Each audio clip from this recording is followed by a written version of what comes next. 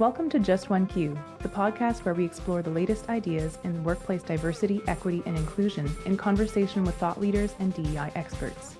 Each episode, I ask our guest one key question, and let's be real, a bunch of follow-up questions, highlighting their area of expertise in DEI. The goal is to leave you with the tools and insights that you need to drive change in your own life, both personally and professionally. I'm your host, Dominique.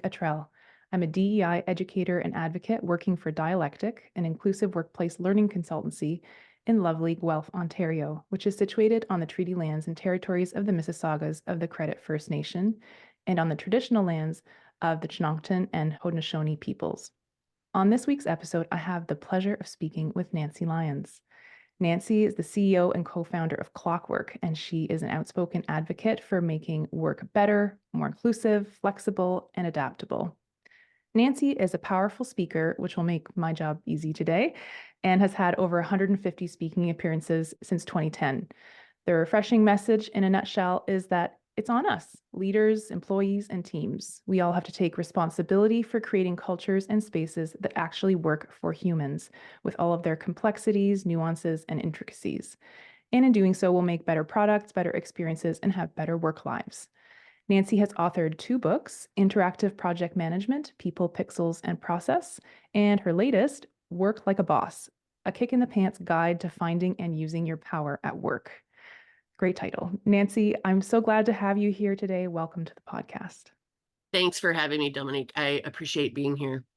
Yeah, absolutely. So it's clear, Nancy, from even a quick survey of your work that your superpower is really cutting through the complexity and sometimes nonsense and demystifying workplace culture. And today, what I'd like to do is ask you a question that's going to help us unearth some of your insights about this. And that question is, what do leaders get right and wrong about the workplace experience? And I don't know about all of my listeners here, but this question makes me feel like I could fill a notebook myself. It gets the wheels turning, right? Because we've all had positive and negative experiences of leadership. But I would love to, by the end of this chat, to have sort of like a little packaged version of what those kind of skills or mindsets are that leaders can actually apply and what they need to shift in order to bring belonging to life in the workplace. I would love to know about your background and where you got this wisdom, how it came to be that your life's passion became this work. Well, I appreciate that, and I'm just going to jump into that question. So my entire career has been spent working in internet technologies, and my very first talk at the Walker Art Center for a conference was crafted around the concept of internet thinking. And what I was really trying to impress upon people was this idea that the internet was changing us like forever. It was changing how we connected with each other, how we connected to our work. It was changing how we travel, how we operate businesses, how we learn. It was changing how we think about our work, how we think about access to resources, how we think about each other. I mean, when you think about it, the internet has changed everything, how we date. It's changed how we meet loved ones. It's changed how we form families because there are resources that are available online that were never available to us before. It was, so I had this idea ages ago that the internet was going to change us. It was going to change, the jobs we applied for. It used to be that you went to a place and filled out an application, right? Now we post a job and we get inundated with hundreds and hundreds of applications from people who we may never meet, right? And so I was trying to frame up this idea that the internet was what was about to change us. And we have to shift our mindsets to open ourselves up to not just the change we could control, but the change we couldn't control, which is also what the internet ushered in. So I've been working for 25 years in internet technology. My company Clockwork is an experience design and technology consultancy, and we build applications, big complicated websites, software, mobile apps for the enterprise to solve big gnarly problems. But we also have something that differentiates us that I'm particularly proud of, and that is we also have an integrated change enablement practice. And the change practice comes along as sort of a bonus But we acknowledged a long time ago that technology will never succeed if we Mm, don't set the people up to succeed first. And so we absolutely. have to bring people and teams along when we initiate new technologies in order to ensure that your investment is successful in the technology, but also that the people succeed around it. And we also have a company called Tempo, which is a small agile design studio that works for small, medium, and startup businesses with low code, no code solution implementation. So we've been around for 22 years. It's been a phenomenal ride, but it's been my work in technology that has given me a view into how very large organizations run. We work with big enterprise class companies, Fortune 5, Fortune 1 in the US, Yeah.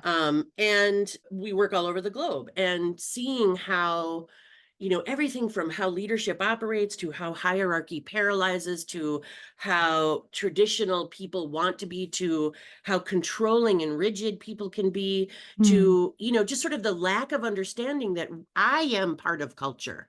I mm, contribute to culture. It's not a mandate from above.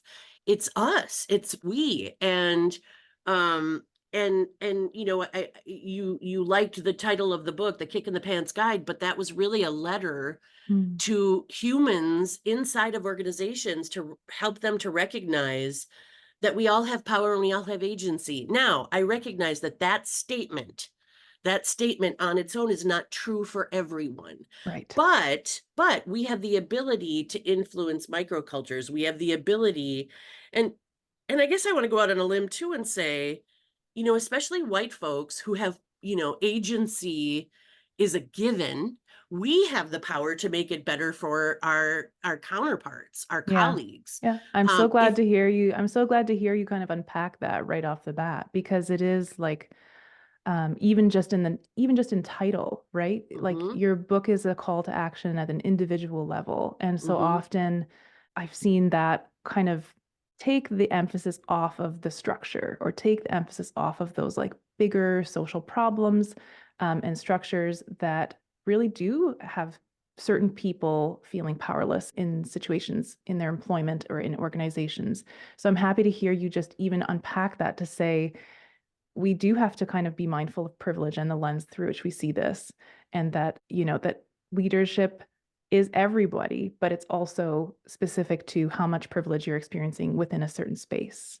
absolutely, absolutely. And I do think that in the book, I'm particularly proud of the book because even when you go through it, the illustrations, I worked with a woman, Lisa Troutman, who's a brilliant illustrator, and she really worked to capture my vision to illustrate just the broad swath of, what workplaces attract. Like, we generally, when you look at stock photos, Mm, of work, when you look at stock photos of work, it doesn't, they generally don't touch just the broad spectrum and beauty of, the truth about work and who shows up to contribute to any given mission. And I really wanted this to speak to people because, there certainly are people of color with power, hmm and those people with power, I want them to sort of examine that and recognize where they can show up differently. But I also wanted to call out the systems that we all perpetuate, that we all just blindly move through and continue to perpetuate. And hmm I think it's important for us to see that the way we perceived culture perhaps is caught up in the systemic version of how work should work, hmm and we have an opportunity to shift our mindsets to and by extension shift those cultures to be more open and inclusive. And I know there are people who are like, really, I work for a 60,000 person organization, what could I possibly do? And to those folks I say, there are microcultures inside of organizations that we all have influence over. mm And we have the opportunity to shift those, and change tells a story, and incremental change is still change, Yeah. and data moves leaders. So the work actually does make sense. We do customer experience and journey mapping and, all of this stuff to recognize stakeholders internally and externally. And as a result, it's given me a perspective that I think is valuable. It's also a valuable perspective because I generally speak to people who are employed by organizations, And speakers, in my experience, there aren't a lot of speakers who have actually built and grown businesses. So Mm. have been both on the client side and the business side. And so I try to talk to people where they are. I try to Yeah. catch them where they are. Yeah. And I think that's been helpful. So I think to your question about leadership, Yeah. um, I think first of all, one of the things that I try to remind leaders of all the time is, leadership has changed significantly because I think when work was industrialized and people desperately needed jobs, it was fine for the leader to be the leader simply because they owned it or they were in a senior position. And it was fine for there to be that chasm, in terms of Mm. ability and access to resources and advancement. That was fine because that was the way things were, because we were a hierarchical society. As work has changed, and especially as we, post pandemic, I think it's really important for leaders to understand that people don't follow you because they have to anymore. They have to follow leaders because they are compelled to do so, Hmm. because that leadership includes them, because it sees them, because it values them. Because, I think as a leader, those of us who are in positions of leadership, that doesn't make, me better or worse than anyone else. It just means my job is to recognize talent and hire better than me. Mm. My job is to amplify. My job is to accelerate opportunity Mhm. for people. My job is to support. My job is not to mandate, to force, to dictate.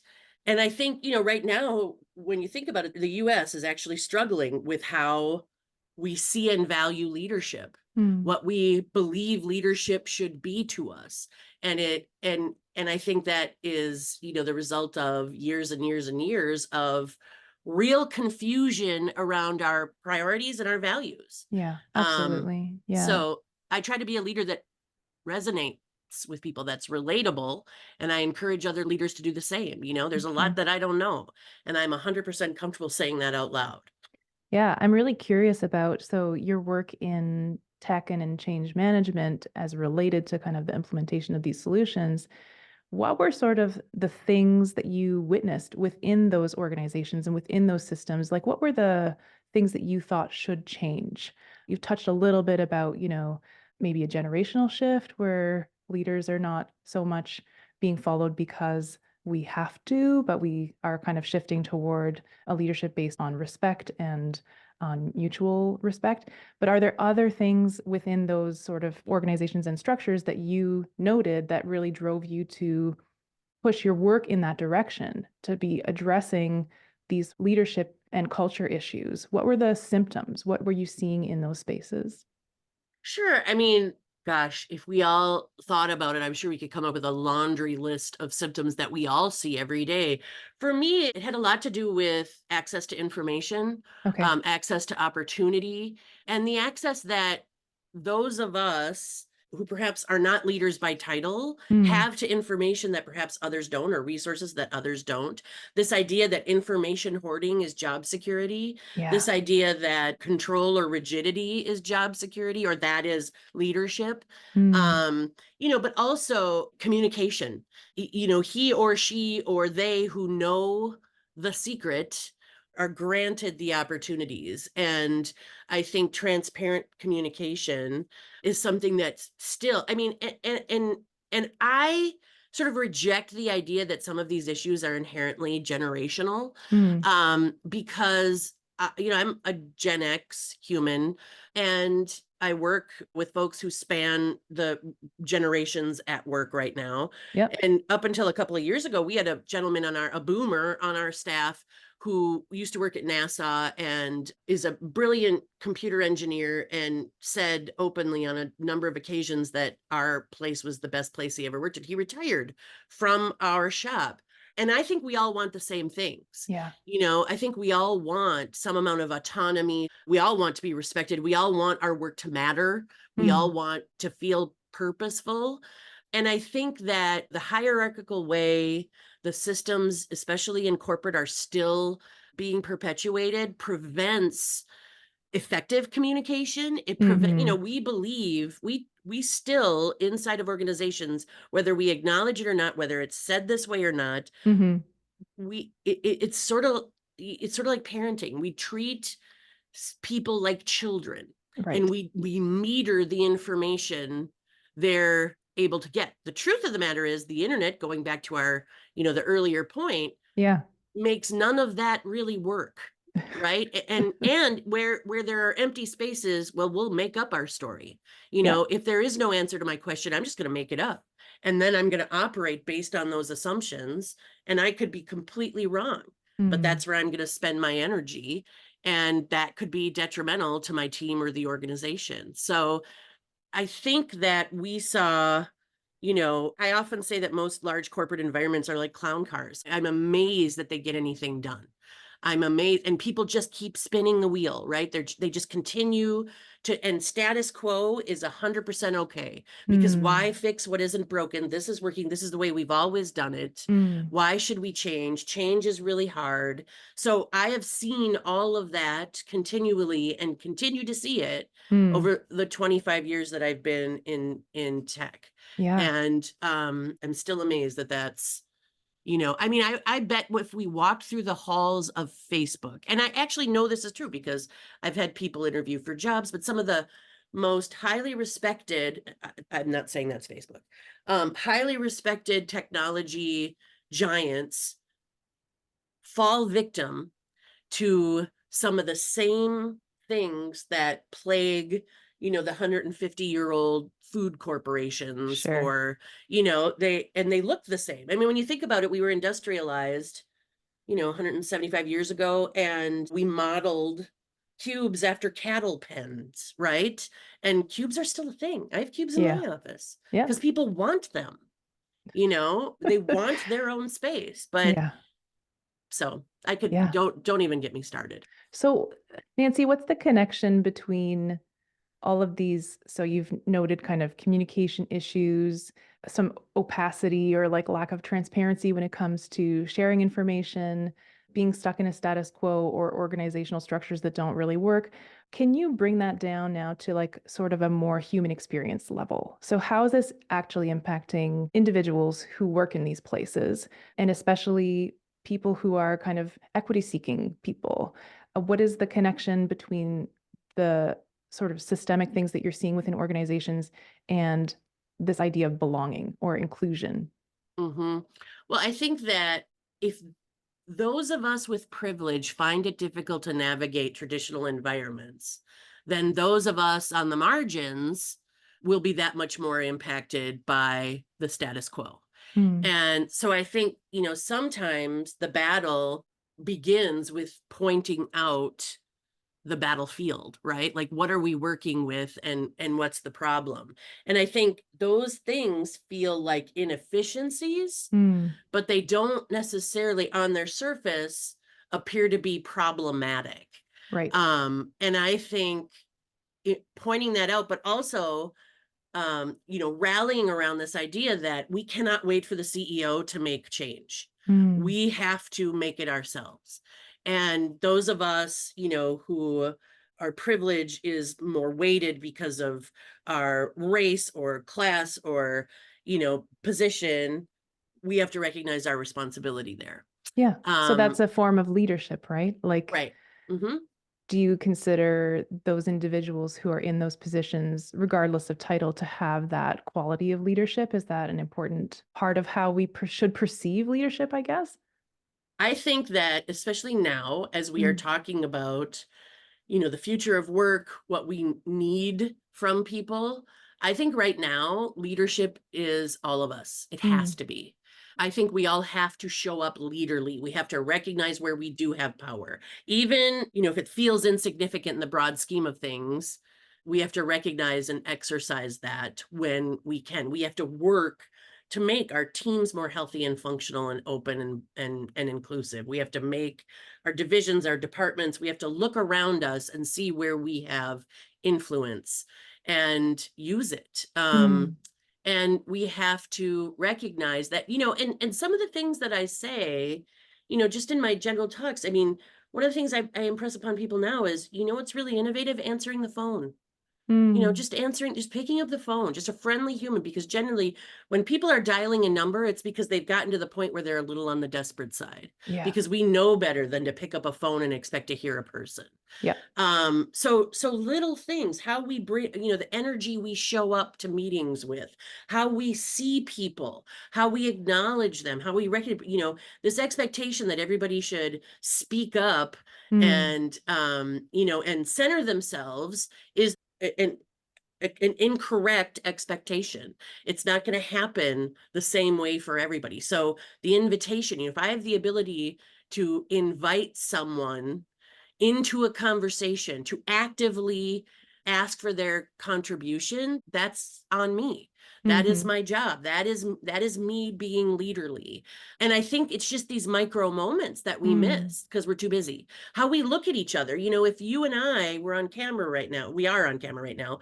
If we worked in close proximity, if we work in the same place, and I notice that your energy has shifted, people say we have to go back to the office because we're so much more creative, or we're so much more in tune, or, there's so much more empathy when we look at each other. I can tell right now. You can tell right now. Do I seem okay to you? Probably. I'm kind of, rattly, but I think it's important to ask, are you okay? Last week I had a Right. meeting with a colleague, and he seemed agitated. I'm not trying to pat myself on the back. I'm just trying to give an example. He seemed a little agitated, and I was walking to my car afterward, and I picked up my phone and I called him, which is weird, I know. And I said, "Hey buddy, are you okay?" Mm-hmm. And he wasn't. He Yeah. wasn't. Yeah. And he didn't give me details, but he did say thank you for the call. Yeah. And I think, we're in the middle of this epidemic of loneliness. Mm-hmm. It doesn't matter what we do for humans, they're still burned out. That's because the world is heavy. Mm-hmm. So these micro actions, these little moments can be very, very powerful Mm. if we choose to let them be and to engage in them. So how do we find, like, you've provided a whole bunch of really great examples, and I'm right there with you. But I'm thinking, how do I remember these things? Like, are there specific kind of mindset shifts or kind of rules of thumb that you can share, things that I should be conscious of or looking for? What is my goal? I think it's really great to say, look for those small moments of connection. Are there other bigger things that, or kind of what ties it all together so that I can look at my workplace and look at my colleagues and have that in mind? Sure. Well, I'm going to do something that we didn't talk about prior to this, so I hope you're okay with it. But I wrote a book called Work Like a Boss, as you know. Mm-hmm. And in that book, each chapter is sort of devoted to what I can do to show up different at work. Mm. And one of the chapters, and I'm going to say, like, how can I start this process? You start this process by doing what it says in that chapter, and it is owning your own stuff. And Mm. actually, the chapter has a different word. We all bring garbage and baggage and fears and issues to the workplace, and then we operate inside of ourselves. Yep. We operate inside of our own heads. And so what prevents us from seeing each other is the fact that we're so consumed with ourselves. So I'm a big believer in meditation. I'm a big believer in therapy. My Slack channels in my office are funny because, I remember a day, and I've just told you I've been in tech for 25 years. So, I am on the older Gen X side of things. And I remember a day when you would not say out loud, I have a therapy appointment, when you wouldn't admit Right. it, Yeah. right? I mean, and Mm-hmm. that's part of inclusion, right? Our people are like, I'll be back in an hour and a half. I got therapy. Bye-bye. Mm-hmm. I have people say, I'm going to take my dog for a walk. I'm taking a nap. Because that's the culture we've created. Mm. So, but first you have to recognize, one of the things I say about companies that create these policies, when they say we have flexibility, or we have a wellness room, or we have these things, it's not the leaders that prevent people from taking advantage of those policies. It's the rest of us. So you Right. can have all the policies in the world for your mental health, for taking care of yourself and each other. But if we allow individuals to stigmatize those actions, then people will never do it. If we Mm. allow people to judge one another. So the first thing you have to do is get rid of the judgment, Mm-hmm. and get rid of, or start to exercise muscles that you have not exercised before, which allow for the acceptance of other people to work differently than you.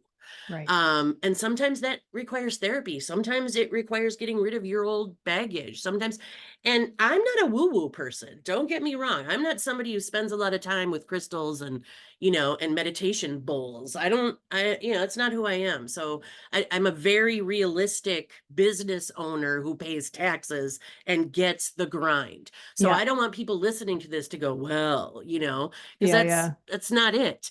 But I do think people have to recognize that work is changing rapidly.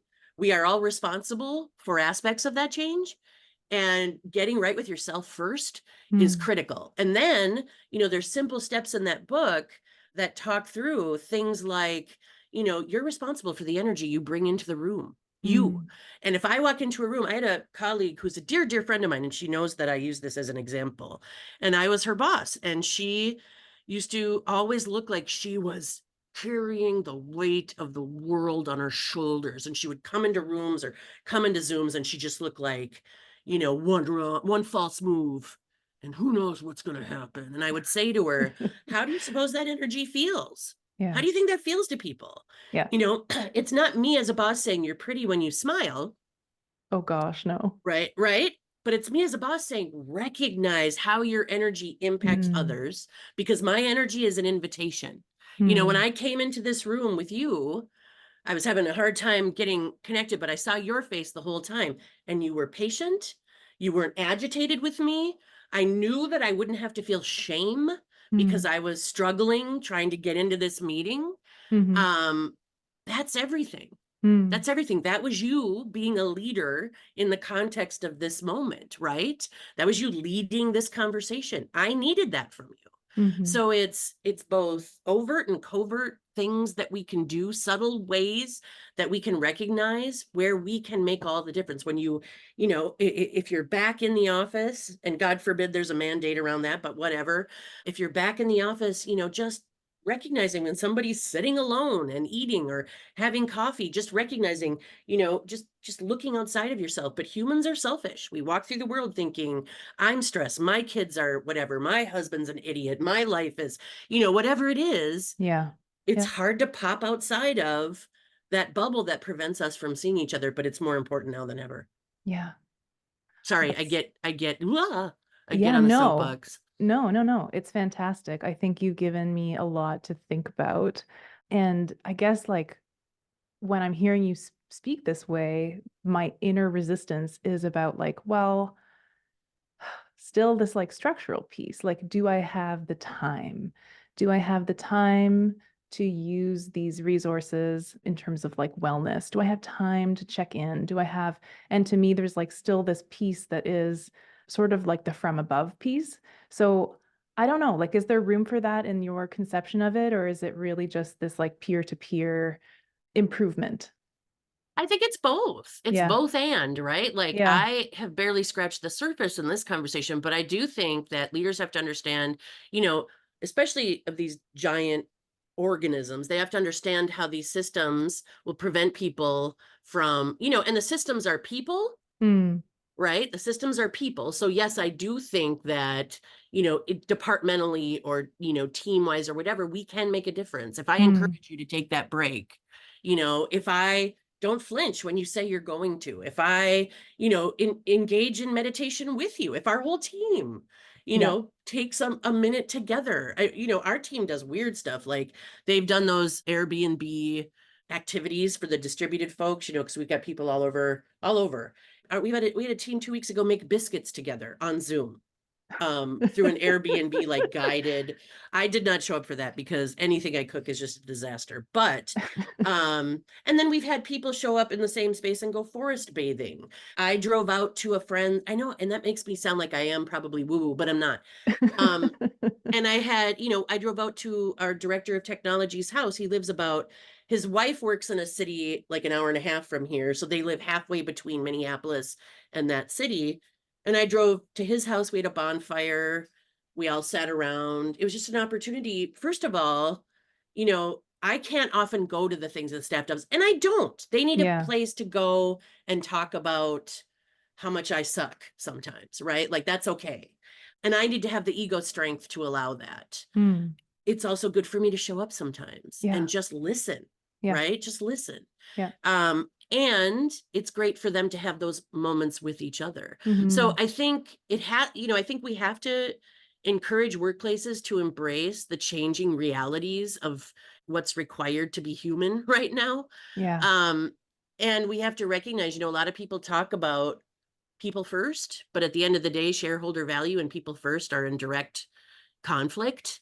Mm. And I think shareholders start with the people inside. They have a share in the success of this organization. They have a share in whether they are vested, whether they have stocks, whatever it Right. is, they have a share in the future of this organization. So to recognize the shareholders internally is really important, and to be true, not just say it. And I also think, and this is counter to what I think a lot of people will believe, but talent is in demand right now.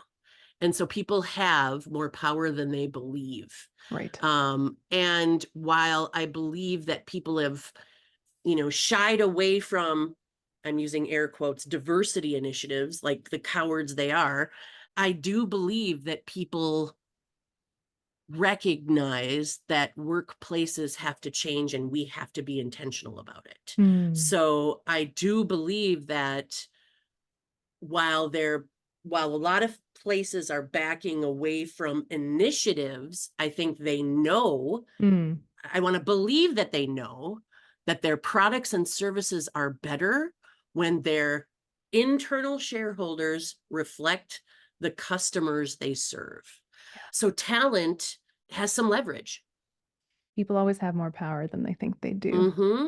Right? That's Mm-hmm. another example. I love this idea, though, of seeing employees as shareholders, whether they are actually invested financially or not. But yeah, I've heard all kinds of stories about in the tech sector, especially even like things like Shopify, where they just don't even allow people to have a team. They just rotate people constantly in order to prevent that kind of cementing. And there's like some sort of thinking about that, like it's a creativity driver or Mm-hmm. kind of allows you to excel in your specific function without getting kind of bogged down. But at the end of the day, like it just sounds inhuman, right? And so there's Mm-hmm. just this sense of having to be attuned to what human beings need in this moment and being willing to kind of do that work. Is there anything else that is kind of top of mind for you in terms of what leaders should be doing to kind of facilitate this change and to facilitate inclusion and belonging and also diversity within their organizations? Mm-hmm. Yeah, I mean, the one thing that always comes to mind is include them. Mm. Leaders need to include the people they're making decisions about. And I know that they think the same thing that, the workforce thinks, which is, well, what can I do? How can I include them? There's 60,000 of them, there's 100,000 Yeah. of them. You just Mm. do. You take folks from different parts of the organization, you have representation from different disciplines and departments and practice areas. You do the work. You work with outside consultants, but you don't make these sweeping mandates that impact their quality of life without having those conversations. And that is also why we have change enablement at Clockwork, because we're good at looking at vast, groups of stakeholders Hmm. and helping to make decisions through interviews and research and, qualifying and quantifying what they need. And that's why we started doing that work, because organizations struggle with including them, but people show up stronger when you do. Yeah. Yeah. No, that makes perfect sense. Thank you for articulating that so clearly. I love the multifaceted and layered message that you're bringing. I love the personal responsibility and also sort of your identification of who leaders are, and then also kind of an acknowledgement of the broader structural piece and how it all kind of fits together. I see a lot of clarity and value in what you're doing and saying. So I really appreciate that. I'm wondering, just as we wrap up, first of all, can you tell our listeners a little bit more about your book? Just anything you'd like to share about that, and also where to find your book. Sure. Well, my book, Work Like a Boss, is, I call it this kick in the pants guide, but it's really a letter, and it's sort of a Mm. love letter, but it's also a tough love letter because I've been, leading, and I've been an entrepreneur for many years, and have had hundreds and hundreds of people come through the doors of our companies, and had an opportunity to work with people from, all different backgrounds and experiences, and learned a ton from them. And this book really works to remind people of the power they have, the Mm. opportunities that are in front of them. And they, you know, the workplace might sweep us aside, might ignore us, but I think what this book tries to do is remind people that it cannot, that Mm. on our own we are powerful, regardless of what our experience is, what our title is, what our education is. We are powerful, and we get to ask for what we need. We get to, shift to a situation, or a work situation that works for us. We get to have opportunity. And the book kind of walks people through how to achieve that. There's a great chapter in there called Kick Your Fear in the Face. Obviously, I'm a delicate flower, and I name things. I name my chapters in delicate ways. But Kick Your Fear in the Face really talks about how fear paralyzes us, and how we don't show up our best selves because we're afraid of what other people will think, or we're afraid of conflict, or, we don't know how to give feedback because we're much more comfortable with passive aggression. And passive aggression in the workplace is a cancer. Mm. So the book kind of calls out some of the bad behaviors that many of us are guilty of perpetuating, and gives us simple little tools to change our minds and focus on, how we can be stronger, and how we can take care of ourselves and others. Because that's really, we're got to be weird, and we think I'll do better if I sabotage the people around me. Yeah, it's And the truth terrible. is, Yeah. in the immortal words of the great Paul Wellstone, we all do better when we all do better. Yeah. And that doesn't make me a socialist. It makes me a realist. So I think the book is something, I get tons of great feedback. It's a slow burn. I'm actually starting on my next book now, and this one was published in 2020, and Mm. people are still enjoying it and getting something from it. So I appreciate Great. that. Well, Oh, awesome. you can And get it at worklikeaboss.com, okay. which will tell you all the places that it's for sale, from Amazon. You can also request it at your independent bookseller. You can also buy it straight from the distributor if you don't want to pay Amazon or Barnes and Noble. So just go to worklikeaboss.com and you'll find it. Fantastic. Thank you so much. And we will put a link to that down in the show notes as well for anybody to easily click through. And I have a bonus question that I like to ask at the end of most episodes, and that is there anybody's work that you'd like to amplify? Somebody that you admire in this space, or a specific, resource Yes. or work? Yeah. Yes, I have a new friend and colleague. She is an author. She is a children's author. She's a Emmy award-winning comedian. She's an activist here in Minnesota. But she also just produced an event that I was at on Friday, and it was the Black Entrepreneurs Day at the Minnesota State Capitol, where entrepreneurs became their own lobbyists to talk, and they had an opportunity to talk to our legislators about resources, access to finances, tax credits, all sorts of stuff that the state can provide. Her name is Shaletta Brundage, and you can find her at ShalettaMakesMeLaugh.com. She's just a multifaceted, brilliant human being who's got a vision, and it's, half joy and half practicality, and it really works. That's awesome. Well, we'll put a link to that in the show notes as well, and I look forward to catching up with her as well. Of course, if you want to stay connected with Nancy Lyons, the link to her socials will be in the show notes as well. And as always, I welcome any of our listeners to reach out to me if you'd like to be a featured guest on this podcast, or if you'd like to sneakily nominate someone. My email address will be in the show notes too. Nancy, thank you so very much for joining us today. It's been an absolute pleasure to talk to you and to hear your message. Thanks for having me. I had a great time. It went very, very fast. Awesome. If you like what you're hearing, please leave us a rating and a review, or share this episode to your own socials. It truly does help get the podcast into more ears. I'm Dominique. Thank you so much for listening, and see you next time on Just One Q.